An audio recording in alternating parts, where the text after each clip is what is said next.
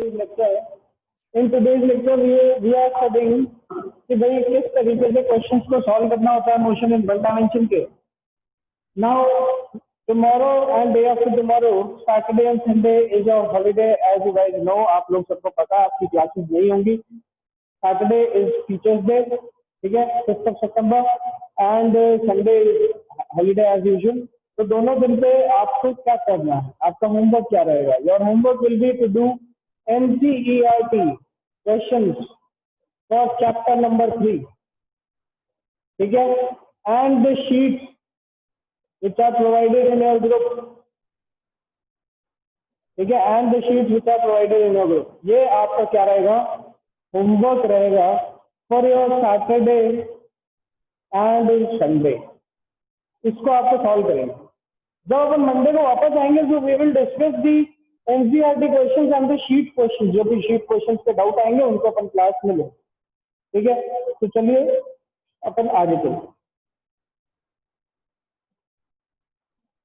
Now in this particular question, the question says a particle which is at x equal to 0 when time was 0. When time was 0, the particle was at x equal to 0. That means at origin only. ठीक है.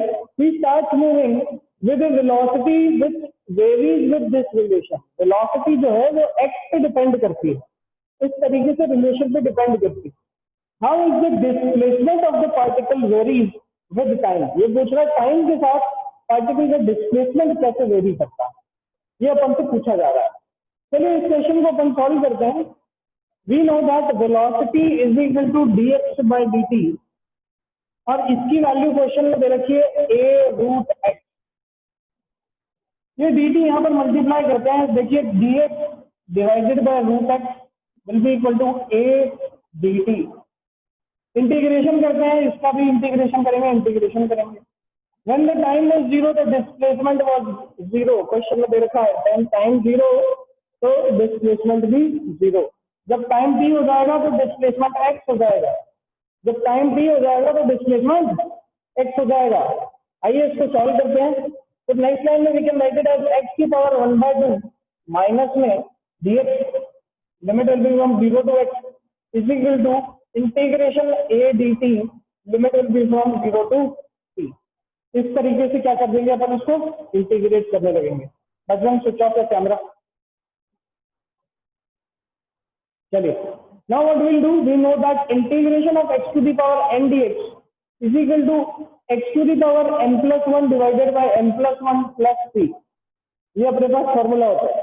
तो अपन यहाँ पर x की power half है तो इसको लिख सकते हैं x की power -½ + 1 divided by -½ + 1. Limit will be from 0 to x will be equal to a into t by dt का इंटीग्रेशन t हो जाएगा. a तो कांस्टेंट है, देखो दे रखा है क्वेश्चन में, तो यहाँ पर लिमिट आ जाएगी 0 to t.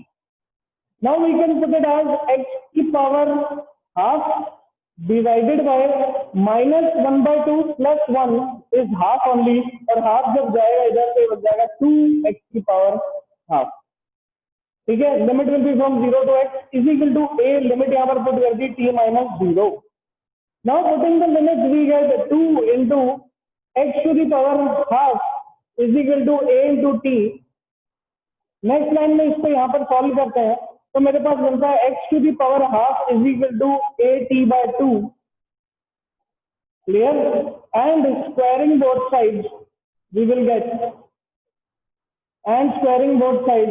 Gate x is equal to a² t² divided by 4, and this is the displacement function which is dependent upon time.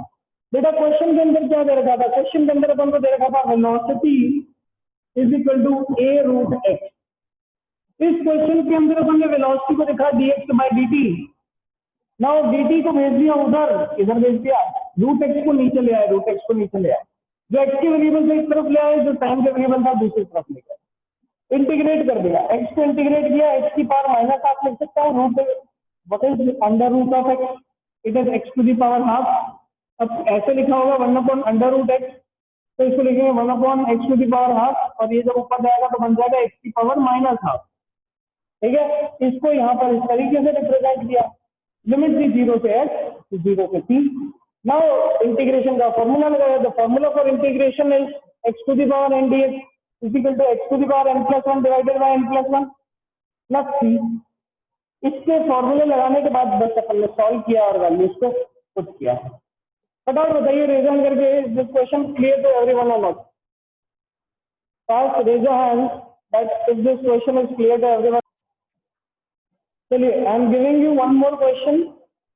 Tell me those students raise your hand जो आप इसका answer बता पाए फटाफट। Recorded lectures आपको मिल ही जाते हैं, तो जितने भी क्वेश्चंस रहते हैं अपने क्लास के अंदर वो आप कॉपी में कैसे करेंगे? By watching the recorded lectures. आप रिकॉर्डेड लेक्चर्स देखेंगे और फिर कॉपी में इसको कर लेंगे। चलिए next question. Next question is given to us, acceleration function is t plus 1 power minus 1. T plus 1 power minus 1 is the acceleration, sorry, t plus 1 is the acceleration function only. Acceleration function क्या देगा? t plus 1. Calculate the displacement function. Calculate the displacement function. फटाफट बताइए दो students who can do this question. Question is given to us, a is equal to t plus 1.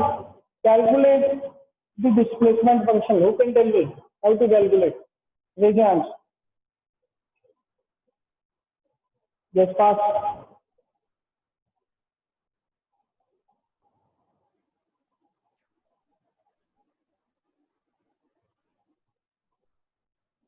So what have we done in this particular question? We know that integration x to the power n dx is equal to x to the power n plus 1 divided by n plus 1 plus 3. ये मेरे पास integration का formula होता है। अब ध्यान से देखिए, यहाँ पर dv का इंटीग्रेशन कर रहा हूँ, so we can consider it as x v to the power 0 dv is equal to integration t to the power 1 dt plus t to the power 0 dt। अब ये ऊपर वाला फॉर्मूला अपन अप्लाई कर देंगे। अप्लाई करो तो ये बनेगा v की power 0 plus 1 divided by 0 plus 1 is equal to t to the power 1 plus 1 divided by 1 plus 1 plus t to the power 0 plus 1 divided by 0 plus 1। और जब इंटीग्रेशन कंप्लीट हो जाता है तो आगे एक कांस्टेंट लगा देते हैं, उसको नाम दे देते हैं c1। चलो c1 कांस्टेंट यहाँ पर मैंने लगा दिया। Now in the next line after solving it we will get v is equal to t square by 2 plus t plus c1. This is the velocity function. But velocity function question में नहीं चाहिए मुझे, क्या चाहिए? Displacement function. कल एक चीज बताई थी, position, velocity and acceleration. Acceleration को इंटीग्रेट करूंगा तो वेलोसिटी मिलेगा, और वेलोसिटी को इंटीग्रेट करूंगा तो पोजीशन मिलेगा। तो integrating velocity we will get position. So again we will integrate how velocity can be written as dx by dt is equal to t square by 2 plus t plus c1.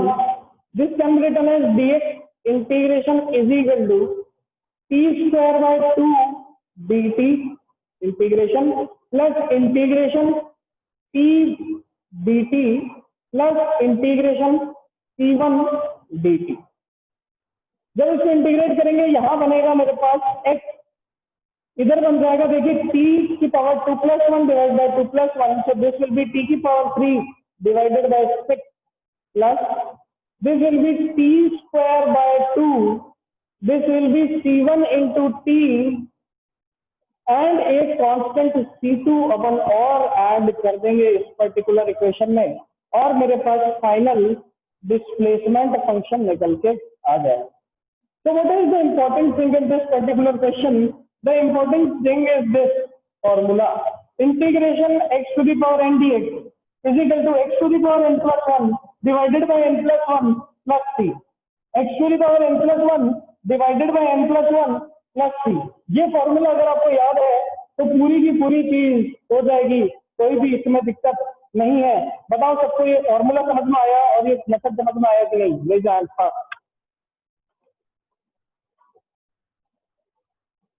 Fast ले जाए answer भैया।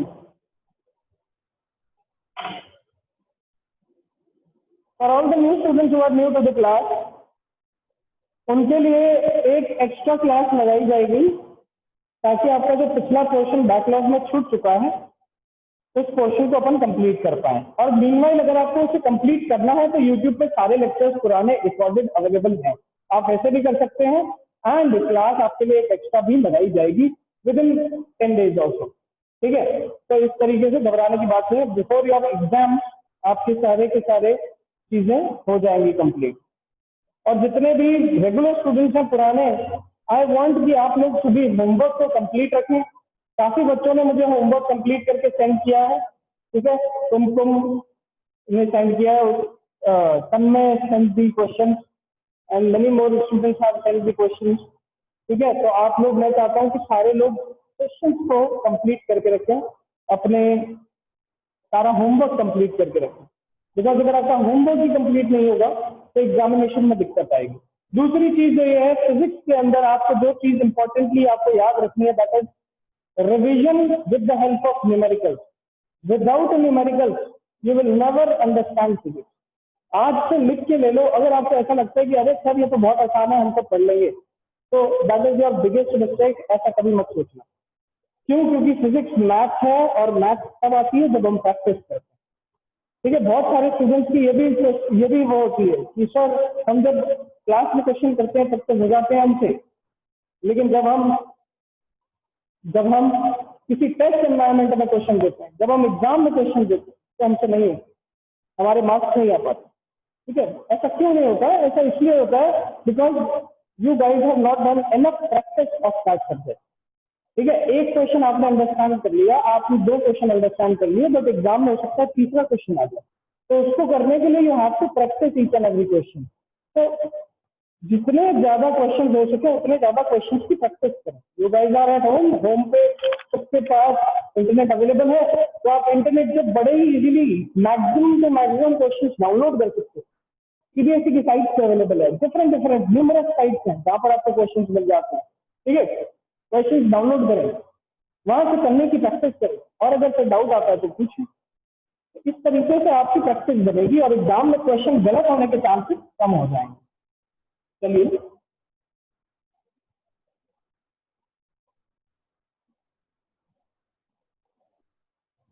Now let us do one more question. एक और question करते हैं। I want answers from you guys only. The question is like this: a car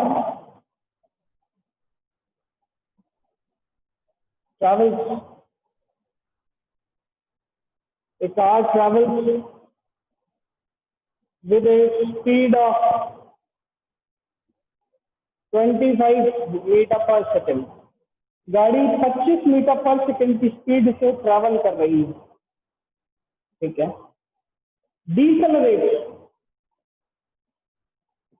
Decelerate at a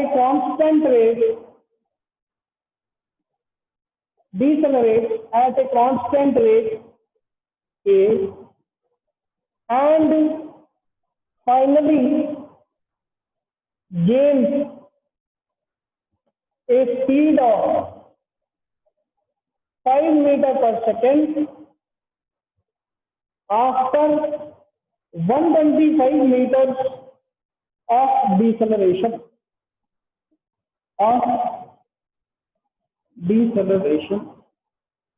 Full stop. Calculate acceleration. Calculate करके बताइए acceleration. Raise hand दो student, read it फटाफट। पहले तो इसको रीड करो और फिर वो स्टूडेंट रेज हैंड करके बताओ जो मुझे बता सकते हैं कि हाँ सर ये वाला मेथड यूज करोगे, ऐसे करोगे तो आंसर आ जाएगा। फटाफट बताइए, हु कैन टेल? फटाफट पहले तो रीड करो क्वेश्चन को, बोर्ड आपके सामने है। दो स्टूडेंट्स होते हैं कि थर्ड इक्वेशन का आंसर आ जाएगा, आप बताइए रेज हैंड करके। देखिए जरा क्लास में कितने लोग अटेंटिव हैं। दो स्टूडेंट्स हु थिंक कि भाई थर्ड इक्वेशन से आंसर आ जाएगा, रेज हैंड। तो मैनी स्टूडेंट्स थिंक कि सर थर्ड इक्वेशन लगाओगे आंसर आ जाएगा, क्यों, कैसे पता चला? मेरे को सपना आया था क्या रात को? नहीं, मुझे गिवन से पता चल गया, इनिशियल वेलोसिटी पता है, फाइनल वेलोसिटी पता है, डिस्प्लेसमेंट पता है, एक्सेलरेशन निकालना है। टाइम मुझे नहीं पता, तो मैं फर्स्ट इक्वेशन लगाऊंगा तो मुझे एक्सेलरेशन भी नहीं पता और टाइम भी नहीं पता। सेकंड इक्वेशन लगाऊंगा, एक्सेलरेशन नहीं पता, टाइम नहीं पता। थर्ड इक्वेशन लगाऊंगा, टाइम चाहिए ही नहीं, तो थर्ड इक्वेशन लगाने पे आंसर आ जाएगा। फिर हम लगा दो third equation, v square minus u square is equal to 2a। Put करते हैं v स्क्वायर, फाइनल वेलोसिटी 25 का स्क्वायर, सॉरी 5 का square is 25, initial velocity is u square, 25 का square is 625 is equal to 2 into a तो निकालना है, ए into S कितना देर का 125, so we can write it as 125। क्या आंसर आ गया यहाँ से? ये लो इसको सब्ट्रैक्ट करो, this will be minus 600 divided by 2 into 125, this become 300। Simple सीधी सी बात, इज इक्वल टू ए की वैल्यू यहाँ से कितनी आ जाती है? Minus 300 bye 125। सॉल्व कर लो इसको फिर से, किससे कट हो रहा है? ये 5 से कट हो रहा है, this will B 60, this will B 25। सही है, फिर से 5 से जा रहा है ये, 5 times this is 12, answer will be 2.4 minus में मीटर पर सेकेंड स्क्वायर। कैसे पता चला मुझे? ये थर्ड इक्वेशन ही लगानी पड़ेगी। मुझे ऐसे पता चला बिकॉज मैंने जब गिवन देखा, गिवन क्वांटिटी थी initial velocity, final velocity, displacement and acceleration, ये चार चीजें मुझे पता थी। सही बात है, all these 4 things were clear to us. Clear है, ये चार चीजें मुझे पता है, टाइम मुझे नहीं पता, तो मैं फर्स्ट इक्वेशन लगा के क्या फायदा, क्योंकि टाइम भी नहीं पता, एक्सेलरेशन भी नहीं पता है। यहाँ पे देखो 80 स्क्वायर की वैल्यू कहाँ से लाऊंगा, तो कौन सी इक्वेशन लगाई? थर्ड लगाई। चाहे वो प्रोबेबल को समझ में आया कि किस तरीके से ऐसे क्वेश्चन को सॉल्व करना होता है। रिजाइन करके बता दो फटाफट सारे, एवरीवन, सारे बच्चे रिजाइन करके बताइए कोशिश को।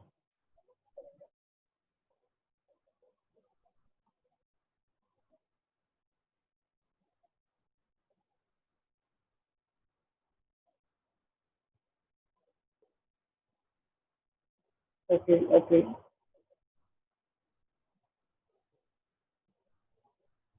चलिए देखते हैं क्वेश्चन। ए पार्टिकल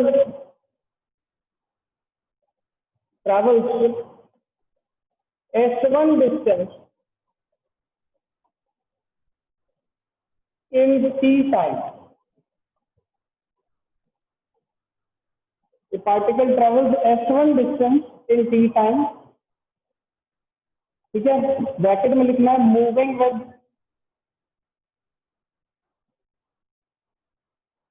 कांस्टेंट एक्सेलरेशन, ब्रैकेट में लिखेंगे moving with constant acceleration, full stop.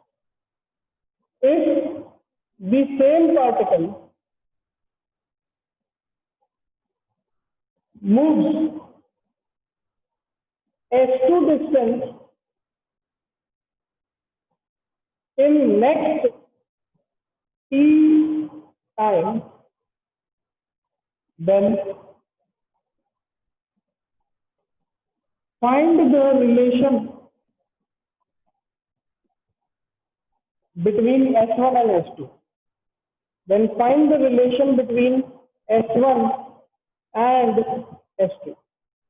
तब मेरे को s1 और s2 के बीच का रिलेशन फाइंड आउट करके बताइए। क्वेश्चन मुझे कहता है particle travels s1 distance in t time, moving with a constant acceleration. If the same particle moves with s2 distance, moves s2 distance in next t time, find the relation between s1 and s2. Relation between s1 और s2 निकाल के मुझे बताना है, ठीक है। इसके अंदर क्या कंसीडर करेंगे अपन? Consider that the particle start from rest. क्या कंसीडर करना है? Particle is starting from, yes. चलिए डायग्रामेटिकली शो करने की कोशिश करते हैं, ध्यान से देखो। ये यहां से शुरू करता है पार्टिकल इस पर्टिकुलर पॉइंट। इनिशियली इसकी वेलोसिटी 0 थी, वेस्ट से शुरू किया, ठीक है। फर्स्ट टी टाइम के अंदर ये S1 डिस्टेंस को कवर करता है, यहां से यहां तक जो डिस्टेंस है दैट इज S1, ठीक है। ये A से B पोजीशन तक पहुंचता है। टाइम कितना लगा इसे? T1, T के बराबर ही लगा। अब फिर B से जब ये T यहां पहुंचता है C पोजीशन तक, इसने S2 डिस्टेंस ट्रेवल किया होता है। कितना? S2 डिस्टेंस इसने ट्रेवल किया होता है, और कितने टाइम में किया होता है? T2 बराबर T, मतलब ये B से C पहुंचने में भी T टाइम नहीं लगाता है। ये A से B पहुंचने में भी T टाइम लगाता है, B से C पहुंचने में भी T टाइम नहीं लगाता है। पहले इसका डिस्टेंस ट्रेवल S1 था, बाद में इसका डिस्टेंस ट्रेवल कितना है? S2। अपन से पूछा जा रहा है कि S1 और S2 में रिलेशन क्या होगा, ये निकाल के बताइए। ध्यान से सुनो, ध्यान से सुनो। क्या मैं इस जर्नी को ऐसे बोल सकता हूँ कि जब पार्टिकल A से B पहुंचा तो उसने टोटल टाइम T चला, और जब पार्टिकल A से डायरेक्ट C पहुंचता है तो टोटल टाइम इसका कितना हो जाता है? 2T हो जाता है। कितना हो जाता है? 2T। तो total time is equal to 2 times.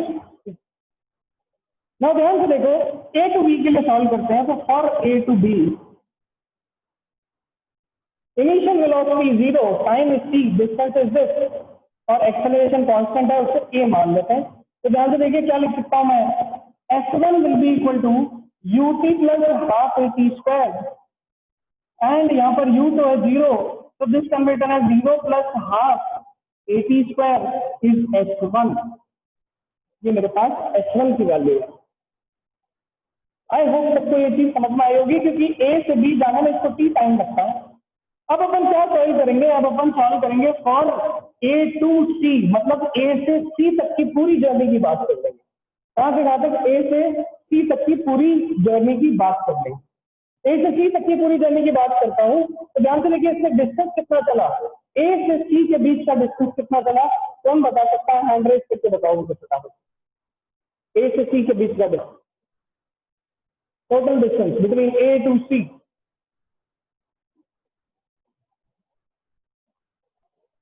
Yes, Aditya Pratap.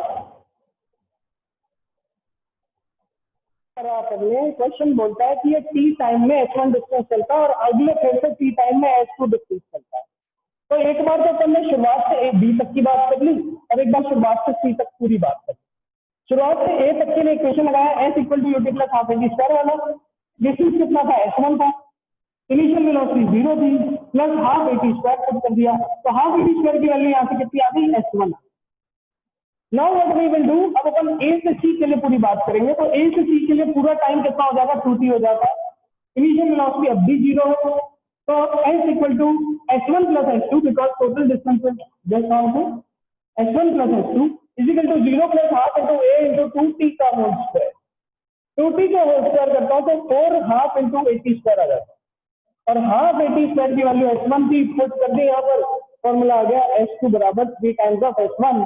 फटाफट बताइए रेज हैंड करके, क्या सभी बच्चों को यहाँ तक क्लियर हुआ कि नहीं हुआ?